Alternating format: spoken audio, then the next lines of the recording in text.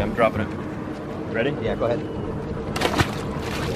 So right now I'm in a place called the Isla de las Mujeres, right next to Cancun. There's this place called the Underwater Museum, where there's a bunch of statues buried down to kind of help, the wildlife and stuff under the ocean. Normally when I review drones, they're the kind of drones that fly around in the air. Today, we have an underwater drone that films things underwater in 4K. Should be pretty interesting. So after we check out the footage, we'll take the drone apart and see what the water protection is actually like. Let's get started.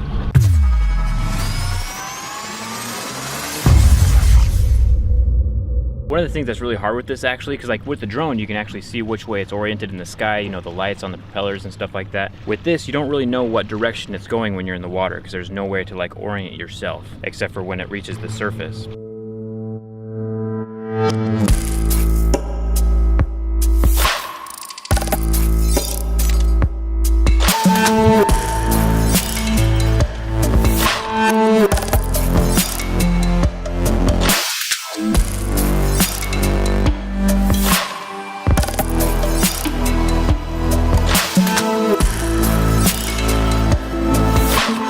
I gotta check this out for myself. I'm going in.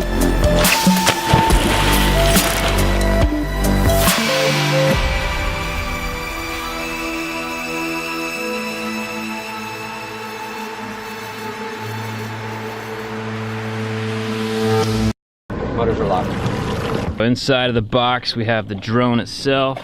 This thing is legit. Here, we have one of the vents for the propellers.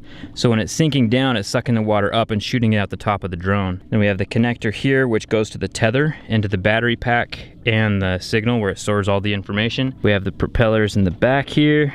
Underneath the drone, here's the propeller that brings it up and down. This is a sonar fish finder. It tells us the water temperature and finds fish down to 130 feet. And then this is a little magnet on the front. So if you have like bait or something you need to drop while fishing, you can just release this from the controller and drop the bait. In the front of the drone, we have two headlights, LED looks like, and then we have a 4K camera. And that camera's on a 2-axis gimbal. The tether's 225 feet and it goes into that receiver there. And then the controller is kind of like the DJI setup where you have the mount for your phone and then you have the controllers there on the side.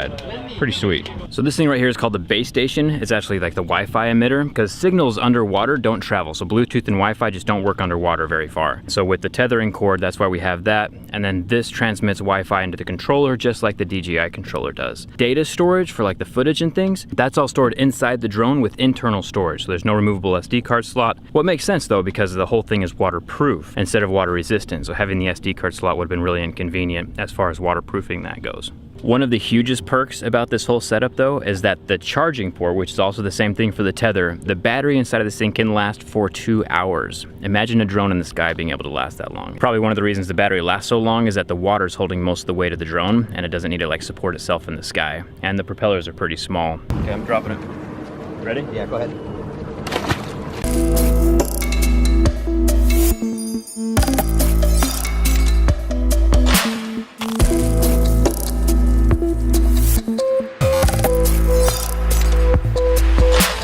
When you're flying the drone, you can't go left and right to circle around something. You can only go forward and back and then like twist the front left and right. So it's a little bit different than flying in the air. So it does make things a little bit harder to control, but it's not too bad. This thing lights up blue, but like I was explaining earlier, like it doesn't really orient yourself when you're in the water because you literally can't see it. So basically you're just looking around you in the water. Maybe you can find the bottom of the boat you're in, but it's really hard to tell like distance and stuff when you're flying this underwater.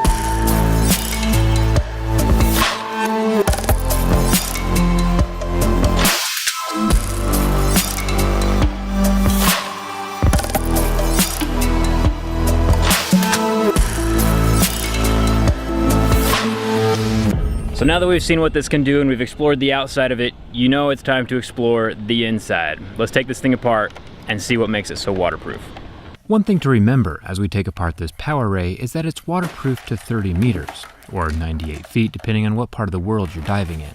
Water-resistant cell phones like the iPhone or the Galaxy phones are only water-resistant to 1 or 1.5 meters. That's a huge difference. It'll be interesting to see what's inside. There are 7 screws holding down the exterior plastics. These are mostly for decoration and physical protection, since there's no waterproofing around the exterior edges. It'll unsnap from the lower body, exposing the more important components. There are some weights attached to the lower shell. This might be to keep it oriented in the water, bottom side down, or it might also be because this is a pre-production unit that isn't quite finished. There is a final version for sale on Amazon today already, and I'll link that in the description. But this one's just a functional prototype. The 3 different propellers are now exposed. All of the motors are concealed inside the watertight black plastic housing. The other side of the white shell can also pull away from the watertight internals, and now it's definitely looking more like a submarine than a drone.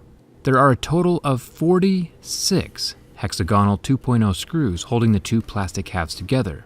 After all those screws are out, the top half can lift away. There's still wires attached to that top tethering point. As far as waterproofing goes, a thick green rubber ring surrounds the entire outer lip of the power ray. That rubber gets smashed by the 46 screws around the edge, keeping all the water from ingressing. There's also a shiny grease covering that outer lip as well. Water and oily substances don't mix, so there's multiple waterproofing barriers at work here. There are 4 screws holding down the main board to the plastic body, and this would be a good time to mention that anytime you take something waterproof or water resistant apart, it'll never be water resistant again until it's resealed. So with this particular project, I don't plan on reassembling this drone since it's already been compromised. I'll just keep it for parts. I unplugged a few of the signal cables. Interestingly enough, there's an Ethernet port on the motherboard. That explains the long tether and how that signal works. I've never seen that inside of a drone before. There are a few more plugs leading off for the fish finders and front camera, and then the whole motherboard lifts off, exposing the battery. Now this is pretty interesting. The battery that's held in place by the 4 smaller hexagonal 1.5 screws is the same battery that fits inside the Power Egg, an aerial drone made by the same company. Inside the underwater drone, the battery is not removable, but inside the Power Egg, it is. It's smart. Using the same battery across multiple products saves a lot of money. All 3 of the propellers have black wires connecting to the small circuit board in the front, right next to that 4K camera and the front LED headlights. The drone is already pretty sweet, but if I could add one more thing, it would be the ability to float sideways instead of just forward and backward. It would require adding additional motors, but it would be nice to have more control while filming. It was super fun to take apart something that's actually waterproof. The waterproofing on this power ray is pretty intense, and I think it's time to go wash my hands. I'll toss a link in the video description with current pricing for this thing. Whether it's just for fun or actual industrial underwater inspections, it's a pretty useful little tool. Thanks a ton for watching, and I'll see you around.